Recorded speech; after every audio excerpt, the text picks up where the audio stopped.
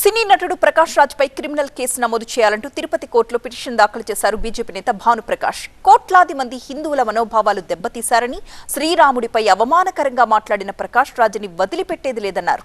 ప్రకాష్ రాజ్ పై చట్టపరంగా పోరాటం చేస్తామన్నారు. తిరుపతి కోర్టుకు రప్పిస్తాం, శిక్ష పడేలా చేస్తాం అన్నారు భానుప్రకాష్.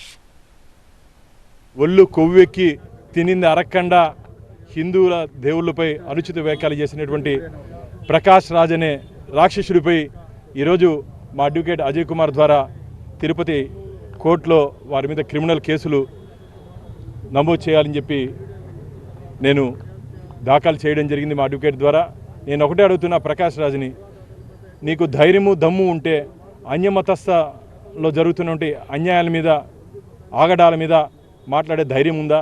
అసలు నువ్వు హిందువే కాదు అని చెప్పి అందరూ చెప్తున్నారు. నువ్వు అన్యమతస్థకు సంబంధించినటువంటి వ్యవహారాలు అనుసరిస్తున్నావని చెప్తున్నారు.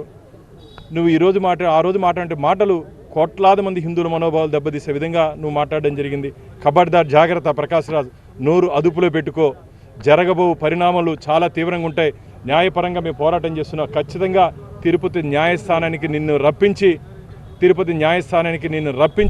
ఖచ్చితంగా నీకు శిక్ష పడేంత వరకు మా న్యాయ పోరాటం కొనసాగుతుందని చెప్పి ప్రకాష్ రాజ్ని తీవ్రంగా హెచ్చరిస్తూ